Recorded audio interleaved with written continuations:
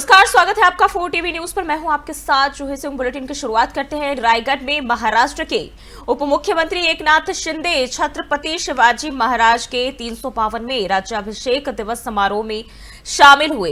इस दौरान उन्होंने शिवाजी महाराज को श्रद्धांजलि अर्पित की और जनता को शुभकामनाएं दी हैं। समारोह में बड़ी संख्या में लोग मौजूद रहे। शिंदे ने शिवाजी महाराज के आदर्शों को अपनाने का आह्वान भी किया। सांस्कृतिक प्रस्तुतियों ने कार्यक्रम को और भी यादगार बना दिया।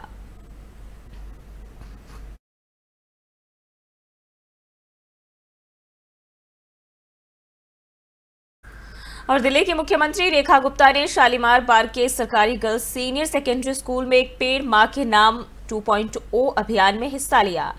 उन्होंने कहा कि पिछले साल प्रधानमंत्री नरेंद्र मोदी ने इस अभियान की शुरुआत की थी, जिसमें दिल्ली सरकार ने भी पेड़ लगाए थे। हालांकि पिछली सरकार ने इस प्रोजेक्ट को पूरी तरह से समर्थन नहीं दिया था। रेखा गुप्ता ने कहा कि इस बार दिल्ली में 70 लाख पेड़ लगाने का लक्ष्य रखा गया है और ये प्रयास दिल्ली के पर्यावरण और स्वच्छ हवा के लिए बेहद जरूरी है। साथ ही उन्होंने लोगों से अधिक पेड़ लगाने और पर्यावरण संरक्षण में सहयोग देने की अपील भी की है। इस अभियान से दिल्ली की हरियाली बढ़ेगी और प्रदूषण कम करने में मदद भी मिलेगी। मुख्यमंत्री ने इसे दिल्ली के बेहतर भविष्य की दिशा में एक महत्वपूर्ण कदम बताया है।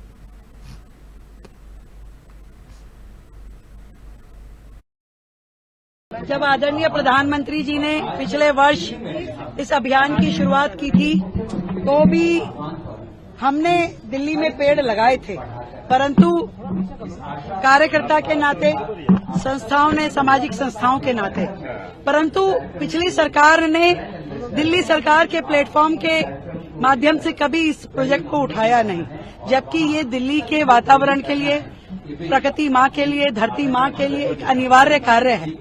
तब भी ये काम होना चाहिए था। मुझे खुशी है कि ये एक पेड़ माँ के नाम जो सेकंड सीरीज शुरू हुई है, इसमें दिल्ली सरकार के माध्यम से हर एक विभाग, हर हमारा स्कूल, हर संस्थान इस पेड़ के अभियान में जुड़ेगा।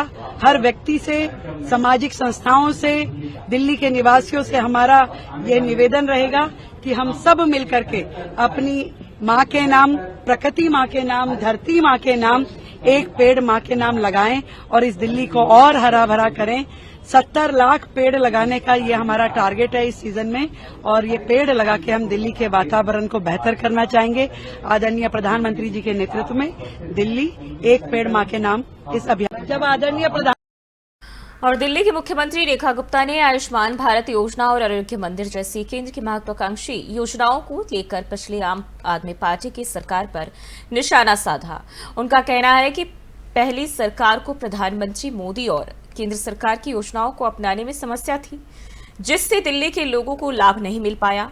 उन्होंने कहा कि केंद्र की इन योजनाओं का सही तरीके से क्रियान्वयन आवश्यक है ताकि स्वास्थ्य सेवाओं का लाभ हर नागरिक तक पहुंच सके। मुख्यमंत्री ने इस मौके पर केंद्र सरकार की तारीफ भी की और दिल्ली वासियों से इन योजनाओं का पूरा फायदा उठाने की अपील की है।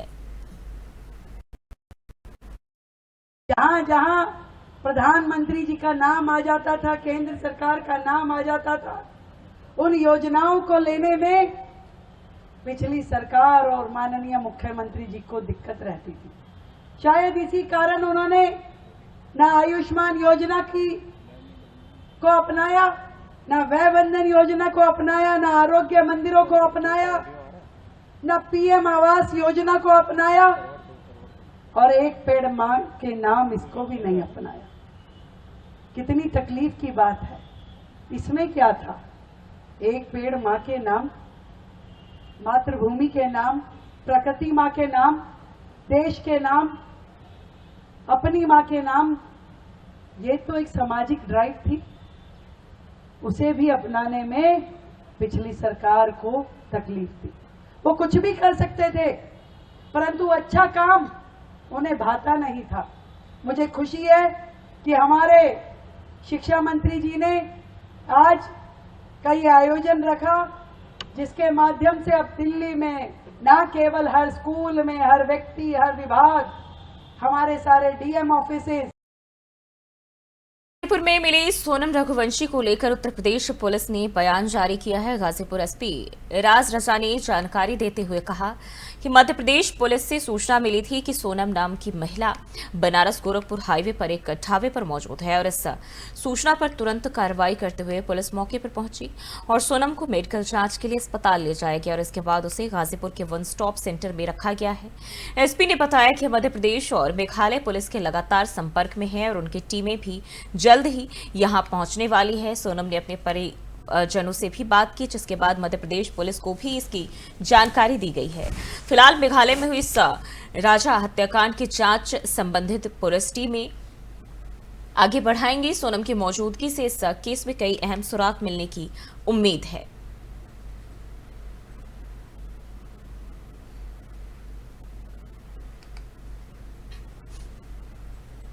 आज प्रातःकाल एक सूचना प्राप्त हुई थी थाना नंदगंज पर। मध्य प्रदेश पुलिस के द्वारा एक सूचना दी गई थी कि एक सोनम नाम की महिला है, वो काशी ढाबा जो कि वाराणसी गोरखपुर हाईवे पे थाना नंदगंज क्षेत्र में स्थित है, वहां पर वो है। तो तत्काल उस सूचना का संज्ञान लेते हुए एसओ नंदगंज फोर्स के साथ वहां मौके पर पहुंचे और वहां पर सोनम नाम की एक महिला वहां पे मिली, जिसको फौरन वहां से रिकवर करके डिस्ट्रिक्ट हॉस्पिटल ले जाया गया। वहां पर प्रारंभिक उपचार कराया गया और फिर उपचार के बाद उनको वन स्टॉप सेंटर में ले जाया गया है। इस समय वो वर्तमान में वन स्टॉप सेंटर में है और इसमें कुछ जानकारियां प्राप्त हुई हैं और मेघालय पुलिस और मध्य प्रदेश पुलिस के लगातार हम लोग संपर्क में हैं। बहुत ही जल्दी उनकी टीम यहाँ पर आएगी और जो सोनम है अग्रिम विधिक कार्रवाई उनके द्वारा इस प्रकरण में की जाएगी। परिवार से उनकी बात हुई सर? परिवार को ही सोनम ने जो जानकारी मिली थी, परिवार को ही आज सोनम ने रात में ढाबे से फोन किया था और उनके परिवार ने फिर सूचना दी मध्य प्रदेश पुलिस को। मध्य प्रदेश पुलिस ने हमें सूचना दी, जिस पर त्वरित कार्रवाई करते हुए। और मुंबई के ठाणे के डोंबिवली इलाके में नकली विदेशी शराब के एक बड़े रैकेट का पर्दाफाश हुआ है। ठाणे क्राइम ब्रांच यूनिट 1 ने कार्रवाई करते हुए करीब 30 लाख रुपए की नकली शराब, वाहन और लेबलिंग का सामान जब्त किया है और इस मामले में 4 आरोपियों को गिरफ्तार भी किया गया है, जो गोवा से सस्ती और घटिया शराब लाकर उस पर रॉयल चैलेंज, इंपीरियल ब्लू और ओकस्मिथ के साथ बडवाइजर जैसे नामी ब्रांड के नकली लेबल लगाकर महाराष्ट्र में बेचने का गोरख धंधा चला रहे थे। पुलिस को मिली गुप्त सूचना के आधार पर डोंबिवली पूर्व के सुदामवाड़ी इलाके में छापा मारकर एक पुराने मकान से भारी मात्रा में शराब और नकली लेबलिंग की सामग्री भी बरामद की गई है।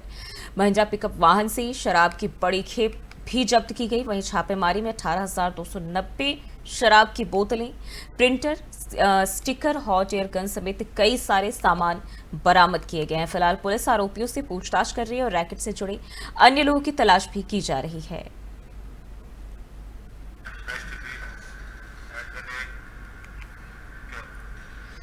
बढ़ते आगे, मुंबई में महाराष्ट्र के मुख्यमंत्री देवेंद्र फडणवीस ने भारत गौरव विशेष पर्यटक ट्रेन को हरी झंडी दिखाई है।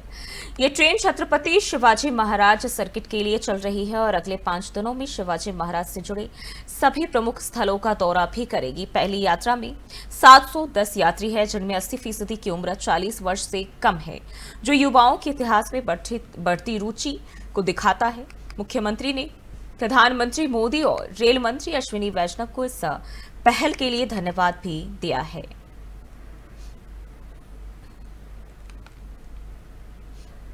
सभी को शिवराज्याभिषेक दिवस की बहुत बहुत शुभकामनाएं देता हूं। 351 साल पहले आज ही के दिन स्वधर्म, स्वराष्ट्र, स्वभाषा इस प्रकार की त्रिसूत्री को लेकर हिंदवी स्वराज की स्थापना छत्रपति शिवराय ने की थी और ऐसे पवित्र दिन पर भारत सरकार के माध्यम से भारत गौरव यात्रा ट्रेन, जिसमें छत्रपति शिवाजी महाराज सर्किट आज शुरू किया गया है। 5 दिन छत्रपति शिवाजी महाराज की जो प्रेरणा स्थली है, चाहे फिर वो स्वराज की राजधानी रायगढ़ हो या फिर उनकी जन्मस्थली शिवनेरी हो, ऐसे कई जगह पर हमारे प्रवासियों को लेकर जाएगी। मैं प्रधानमंत्री मोदी जी का और रेलवे मंत्री अश्विनी वैष्णव जी का बहुत आभार व्यक्त करना चाहता हूं कि हमारी प्रेरणा और हमारी गौरव, ये दोनों को एक प्रकार से उजागर करने वाली, पुनर्स्थापित करने वाली और हमारी तरुणाई को प्रेरणा देने वाली। और ओडिशा से खबर सामने आ रही है, जहां 2021 बैच के आईएएस अफसर धीमन चकमा को 10 लाख रुपए की रिश्वत लेते हुए रंगे हाथों गिरफ्तार कर लिया गया है। बताया जा रहा है कि रकम उन्होंने एक व्यापारी से ली थी। छापेमारी के दौरान उनके सरकारी आवास से करीब 50 लाख रुपए जो है नकद भी बरामद किए गए हैं और इस कार्रवाई से प्रशासनिक महकमे में हड़कंप मचा हुआ है। फिलहाल अफसर हिरासत में है और पूरे मामले की जांच की जा रही है। तो आईएएस धीमन चकमा रिश्वत लेते रंगे हाथों गिरफ्तार किए गए हैं और उनके घर से बड़ी मात्रा में जो नकदी है वो बरामद किए गए हैं और अधिकारी को हिरासत में लिया गया है और मामले की जांच पड़ताल की जा रही है।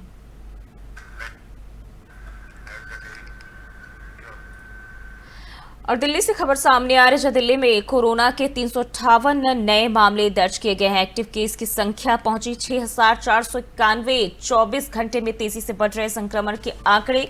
स्वास्थ्य विभाग ने सतर्कता बढ़ाने के निर्देश दे दिए हैं। तो देश में कोरोना का कहर लगातार बढ़ता हुआ नजर आ रहा है। इनके मामलों में इजाफा भी देखने को मिल रहा है और बीते 24 घंटों में कोरोना संक्रमण के 358 नए मामले सामने आए। राजधानी दिल्ली की बात करें तो जिससे एक्टिव केस की संख्या अब बढ़कर जो है 6,491 हो गई है। स्वास्थ्य विभाग की बात करें तो उन्होंने लोगों से सतर्कता बरतने और आवश्यक एहतियात बरतने की अपील की है। लगातार बढ़ते मामलों को देखते हुए निगरानी व्यवस्था को भी मजबूत किया जा रहा है। कोरोना संक्रमण के मामले लगातार बढ़ते हुए नजर आए, जो कि लोगों के लिए परेशानी का सबब बन चुकी है और ऐसे में स्वास्थ्य विभाग लगातार लोगों से एहतियात बरतने की अपील कर रहा है, सतर्कता बरतने की अपील कर रहा है, क्योंकि हम देखें एक तरफ गर्मी की मार, दूसरी तरफ बढ़ते संक्रमण के मामले लोगों के लिए परेशानी का जो एक सबब कहते हैं वो बन चुका है। और ऐसे में सभी से लगातार अपील की जा रही है कि लोग जितना हो सके सावधानी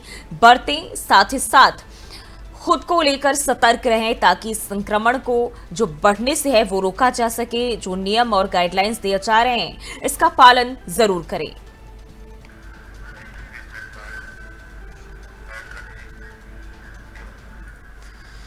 और मोदी सरकार के 11 साल पूरे होने पर रक्षा मंत्री राजनाथ सिंह ने ट्वीट किया है और अब ट्वीट कर देशवासियों को उन्होंने बधाई दी है, जिसमें उन्होंने लिखा कि सेवा के इन 11 सालों की उल्लेखनीय यात्रा में हर भारतीय ने गौरवपूर्ण भागीदारी निभाई है। राजनाथ सिंह ने इसे एक विकास गाथा और इतिहास निर्माण की यात्रा बताया और कहा कि देश आज पहले से अधिक मजबूत और एकजुट के साथ ही गर्वित भी है।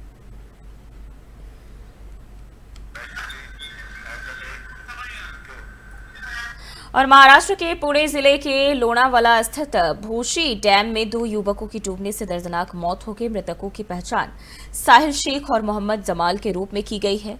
बताया जा रहा है कि दोनों युवक बारिश पर्यटन के लिए यहां पहुंचे थे, लेकिन बैकवाटर की गहराई का सही अंदाजा न होने के चलते हादसे का शिकार हो गए और मौके पर पहुंची शिवदुर्ग रेस्क्यू टीम ने दोनों के शव बरामद कर लिए हैं।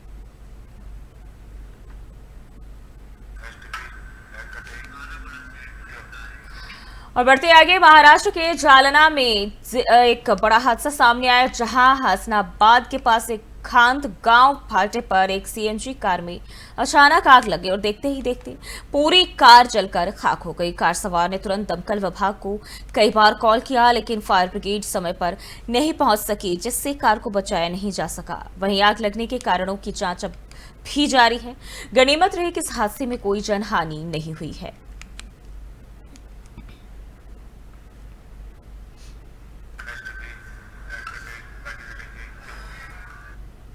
भारत और ऑस्ट्रेलिया के बीच रणनीतिक साझेदारी अब सिर्फ कागजों तक सीमित नहीं है। दिल्ली में आयोजित उच्च स्तरीय बैठक में ये साफ दिखा कि दोनों देश रक्षा और सुरक्षा के मोर्चे पर कदम से कदम मिलाकर साथ चलने को तैयार है। ऑस्ट्रेलिया के उप प्रधानमंत्री और रक्षा मंत्री रिचर्ड मार्लेस की भारत यात्रा के दौरान द्विपक्षीय रक्षा सहयोग को और मजबूती देने पर जोर दिया गया। देखिए रिपोर्ट। उच्च स्तरीय रक्षा संवाद। दिल्ली में रक्षा मंत्रालय परिसर में आयोजित इस सम्मान समारोह में ऑस्ट्रेलिया के उप प्रधानमंत्री और रक्षा मंत्री रिचर्ड मार्लेस को गार्ड ऑफ ऑनर दिया गया। इस मौके पर भारत के रक्षा मंत्री राजनाथ सिंह खुद मौजूद रहे। दोनों नेताओं ने बाद में एक महत्वपूर्ण द्विपक्षीय बैठक भी की, जिसका उद्देश्य भारत और ऑस्ट्रेलिया के बीच रक्षा साझेदारी को और मजबूत करना था। द्विपक्षीय संबंधों की मजबूती पर फोकस। राजनाथ सिंह ने कहा, पिछले कुछ सालों में भारत और ऑस्ट्रेलिया के बीच रक्षा सहयोग एक मजबूत स्तंभ के रूप में उभरा है। उन्होंने कहा, हमारी पिछली बैठक के बाद से हमारे द्विपक्षीय रक्षा संबंधों में जो महत्वपूर्ण उपलब्धियां हुई, उन्हें देखकर खुशी हो रही है। मुझे उम्मीद है कि आने वाले सालों में हम नए जोश के साथ इन संबंधों को और आगे बढ़ाएंगे। राजनाथ सिंह ने यह भी स्पष्ट किया कि यह बैठक ऐसे समय में हो रही है जब भारत अपनी पश्चिमी सीमाओं पर गंभीर सुरक्षा चुनौतियों का सामना कर रहा है। उन्होंने हाल ही में कश्मीर में हुई बर्बर घटना का जिक्र करते हुए ऑस्ट्रेलिया के समर्थन के लिए आभार जताया। साझा रणनीतिक लक्ष्य। भारत और ऑस्ट्रेलिया दोनों हिंद प्रशांत क्षेत्र में स्थिरता, सुरक्षा और नियम आधारित व्यवस्था बनाए रखने के पक्षधर हैं। दोनों देश नियमित सैन्य अभ्यास करते हैं, जिनमें ऑसीन टेक्स, पिच ब्लैक और मालाबार जैसे अभ्यास शामिल है। रक्षा मंत्री रिचर्ड मार्लेस ने भी भारत के साथ सहयोग को महत्वपूर्ण और रणनीतिक बताते हुए भरोसा दिलाया कि आने वाले समय में ये साझेदारी और मजबूत होगी। रिचर्ड मार्लेस का कहना है कि भारत के साथ हमारा रक्षा सहयोग न केवल क्षेत्रीय स्थिरता के लिए जरूरी है, बल्कि यह दोनों देशों की सुरक्षा प्राथमिकताओं को भी जोड़ता है। हम भारत के साथ खड़े हैं, चाहे वह सीमाओं की सुरक्षा हो या आतंकवाद के खिलाफ लड़ाई। सामरिक समीकरण और भविष्य की दिशा। भारत और ऑस्ट्रेलिया के बीच संबंध अब केवल व्यापार, शिक्षा या खेल तक सीमित नहीं रहे हैं। हाल के सालों में यह साझेदारी एक नई दिशा में बढ़ी है। सामरिक और रणनीतिक सहयोग की दिशा में दोनों देशों के बीच रक्षा और सुरक्षा के मोर्चे पर बढ़ती नजदीकियां इस बात का संकेत है कि हिंद प्रशांत क्षेत्र में स्थिरता और संतुलन बनाए रखने के लिए ये गठजोड़ कितना अहम हो गया है। चीन की बढ़ती आक्रामकता और विस्तारवादी नीति के बीच भारत और ऑस्ट्रेलिया की सक्रियता क्वाड जैसे बहुपक्षीय मंचों पर भी देखी जा सकती है। यह केवल कूटनीतिक समर्थन नहीं, बल्कि साझा सैन्य अभ्यास, सूचना साझाकरण और समुद्री सुरक्षा जैसे मुद्दों में व्यावहारिक सहयोग तक पहुंच चुका है। सामरिक दृष्टि से यह गठबंधन न सिर्फ दोनों देशों की सुरक्षा को मजबूत करता है, बल्कि क्षेत्रीय और वैश्विक संतुलन बनाए रखने में भी महत्वपूर्ण भूमिका निभाता है। निष्कर्ष और आगे का रास्ता। भारत और ऑस्ट्रेलिया की यह उच्च स्तरीय बैठक सिर्फ दो नेताओं के बीच संवाद नहीं, बल्कि यह एक संदेश थी, एक साझा प्रतिबद्धता की, एक साझा विजन की। आने वाले सालों में यह साझेदारी रणनीतिक साझेदारी से रक्षा गठबंधन की ओर अग्रसर हो सकती है। और सवाल यही है कि क्या इस सहयोग से क्षेत्रीय शांति और स्थिरता का सपना उच्च स्तरीय रक्षा संवाद। दिल्ली में रक्षा मंत्रालय परिसर में आयोजित इस सम्मान समारोह में ऑस्ट्रेलिया के उप प्रधानमंत्री और रक्षा मंत्री। दुनिया एक विचित्र विरोधाभास से जूझ रही है। कुछ लोग एंटीबायोटिक्स का इतना अधिक इस्तेमाल कर रहे हैं कि उसका असर खत्म हो गया है, वहीं दूसरी ओर करोड़ों लोग इन जरूरी दवाओं से वंचित रह रहे हैं। और एक तरफ आधुनिक चिकित्सा सुविधाओं से लैस देशों में एंटीबायोटिक्स का बेवजह और अत्यधिक इस्तेमाल किया जा रहा है, जिससे बैक्टीरिया दवाओं के प्रति प्रतिरोधक बनते जा रहे हैं और ये सुपर बग्स की ओर भी ले जाता है, ऐसे जीवाणु जिन पर कोई भी दवा असर नहीं करती। वहीं दूसरी तरफ एशिया, अफ्रीका और लैटिन अमेरिका जैसे क्षेत्रों में आम लोगों को बुनियादी एंटीबायोटिक्स भी समय पर नहीं मिल पाती है। ये न सिर्फ जानलेवा है, बल्कि वैश्विक स्वास्थ्य तंत्र की असमानता को भी दिखाता है। और ये दोहरी समस्या सिर्फ चिकित्सा से ही नहीं, बल्कि नीति, शिक्षा और वैश्विक सहयोग से ही हल हो सकता है। लेकिन सवाल यह है कि क्या हम समय रहते जागेंगे? ये देखिए रिपोर्ट। एंटीबायोटिक्स और उनका महत्व। एंटीबायोटिक्स वो दवाएं हैं जो बैक्टीरिया जनित संक्रमणों को खत्म करती है। जब पेनिसिलिन जैसी पहली एंटीबायोटिक आई थी तो इसे चिकित्सा विज्ञान की क्रांति कहा गया, लेकिन आज वही एंटीबायोटिक्स अपनी प्रभावशीलता खो रही है और वजह है इनका अत्यधिक और अनियंत्रित इस्तेमाल। समस्या का पहला पक्ष अति प्रयोग और सुपर बग्स का खतरा। विकसित और कुछ विकासशील देशों में एंटीबायोटिक्स का उपयोग सामान्य सर्दी जुकाम जैसे वायरल संक्रमणों में भी किया जाता है, जहां ये असर नहीं करती। नतीजा ये होता है कि बैक्टीरिया धीरे धीरे इन दवाओं के प्रति अपनी प्रतिरोधक क्षमता विकसित कर लेते हैं। इससे सुपर बग्स का जन्म होता है, ऐसे एंटीबैक्टीरिया जिन पर कोई दवा काम नहीं करती। WHO की भूमिका। विश्व स्वास्थ्य संगठन यानी WHO पहले ही चेतावनी दे चुका है कि अगर यह स्थिति रही तो 2050 तक एंटीबायोटिक प्रतिरोध के कारण हर साल 1 करोड़ से ज्यादा लोगों की मौत हो सकती है। समस्या का दूसरा पक्ष जरूरतमंदों को एंटीबायोटिक्स न मिलना। वही दुनिया के कई निम्न और मध्यम आय वाले देशों में एंटीबायोटिक्स का न मिलना एक बड़ी चुनौती बनी हुई है। यहाँ लोग साधारण संक्रमणों से भी अपनी जान गंवा रहे हैं क्योंकि ये दवाएं स्थानीय स्वास्थ्य केंद्रों में उपलब्ध नहीं है या फिर उनकी कीमत इतनी अधिक है कि आम आदमी उन्हें खरीद ही नहीं सकता। स्वास्थ्य सेवाओं का जरूरतमंद तक न पहुंचना, आपूर्ति में खामियां और सरकारी नीतियों की कमी इस संकट को और गहरा बना देती है। इसका नतीजा ये होता है कि लाखों लोगों के लिए इलाज का एक बुनियादी अधिकार भी एक दूर का सपना बनकर रह गया है। अगर केवल भारत की बात करें तो केवल भारत में ही CRGN संक्रमण के सबसे अधिक मामले थे और इसके इलाज के लिए भी एंटीबायोटिक दवाओं के 80% कोर्स खरीदे गए, लेकिन फिर भी भारत सिर्फ 7.8% लोगों का ही इलाज कर सका। एंटीबायोटिक्स के पूरे कोर्स का मतलब वह दवाइयों का पूरा सेट है जो एक मरीज को संक्रमण को पूरी तरह ठीक करने के लिए एक निश्चित अवधि तक लेना होता है। विशेषज्ञों की राय यह एक गंभीर विरोधाभास। डॉक्टर और स्वास्थ्य नीति विशेषज्ञ इसे एक सार्वजनिक स्वास्थ्य संकट मानते हैं। दिल्ली स्थित एक वरिष्ठ संक्रामक रोग विशेषज्ञ डॉक्टर सविता मेहरा कहती है, हम 2 विपरीत संकटों का सामना कर रहे हैं। अमीर देशों में दवाओं का दुरुपयोग और गरीब देशों में उसका न मिलना। यह असमानता वैश्विक स्वास्थ्य सुरक्षा के लिए खतरा है। GARDP की रिपोर्ट। गैर लाभकारी संस्था global antibiotic research and development partnership ने हाल ही में 8 निम्न और मध्यम आय वाले देशों में लगभग 15 लाख कार्बापेनम प्रतिरोधी ग्राम नेगेटिव संक्रमणों का अध्ययन किया। इस रिपोर्ट में बताया गया कि अधिकांश मरीजों को सही एंटीबायोटिक समय पर नहीं मिल पाई, जिससे संक्रमण बढ़ा और मौत हो गई। रिपोर्ट के मुताबिक एंटीबायोटिक का समय पर न मिलना और दवाओं की कीमतें इनके प्रमुख कारण बताए जा रहे हैं। संभावित समाधान। सभी देशों को एंटीबायोटिक के सही और जिम्मेदार उपयोग को बढ़ावा देने के लिए विशेष प्रशिक्षण कार्यक्रम अपनाने चाहिए। ऐसे कार्यक्रम डॉक्टरों, दवाई दुकानदारों और अन्य स्वास्थ्य कर्मियों को एंटीबायोटिक्स को सोच समझकर प्रयोग के बारे में जागरूक और प्रशिक्षित करते हैं। इससे दवाओं के अनावश्यक और गलत इस्तेमाल को रोका जा सकता है, जो प्रतिरोधक क्षमता बढ़ने का मुख्य कारण है। इसके अलावा यह प्रशिक्षण मरीजों को सही जानकारी देने में भी मदद करता है ताकि वे दवाओं का गलत इस्तेमाल न करें और इस तरह के प्रयासों से एंटीबायोटिक प्रतिरोध की समस्या को काफी हद तक नियंत्रित किया जा सकता है। इसके साथ ही वैश्विक आपूर्ति तंत्र को मजबूत करना होगा और WHO के साथ अन्य अंतर्राष्ट्रीय संस्थानों को सहयोग कर कम आय वाले देशों में दवाओं की सुगम उपलब्धता सुनिश्चित करनी चाहिए। इसके साथ ही नए एंटीबायोटिक्स की खोज के लिए फंडिंग और अनुसंधान को प्राथमिकता दी जानी चाहिए और जनता को ये भी सिखाने की जरूरत है कि एंटीबायोटिक्स का इस्तेमाल डॉक्टर की सलाह से ही करें। दुनिया को एक साथ मिलकर इस विरोधाभास से निपटना होगा, न सिर्फ सुपर बग्स से लड़ने के लिए बल्कि यह सुनिश्चित करने के लिए भी कि हर व्यक्ति को जीवन रक्षक दवाएं समय पर मिल सके। यह सिर्फ चिकित्सा का मुद्दा नहीं बल्कि समाज के लिए न्याय और विश्व को इसका लाभ मिल सके। इसका एंटीबायोटिक्स और उनका महत्व। एंटीबायोटिक्स वो दवाएं हैं जो बैक्टीरिया जनित संक्रमणों को खत्म करती है। जब पेनिसिलिन जैसी पहली एंटीबायोटिक आई थी तो इससे चिकित्सा विज्ञान की क्रांति कहा गया, लेकिन आज वही एंटीबायोटिक्स अपनी प्रभावशीलता खो रही है और वजह है इनका अत्यधिक और अनियंत्रित इस्तेमाल। समस्या का पहला पक्ष अति प्रयोग और सुपर बग्स का खतरा। विकसित और कुछ विकासशील देशों में एंटीबायोटिक्स का उपयोग सामान्य सर्दी जुकाम जैसे वायरल संक्रमणों में भी किया जाता है, जहां ये।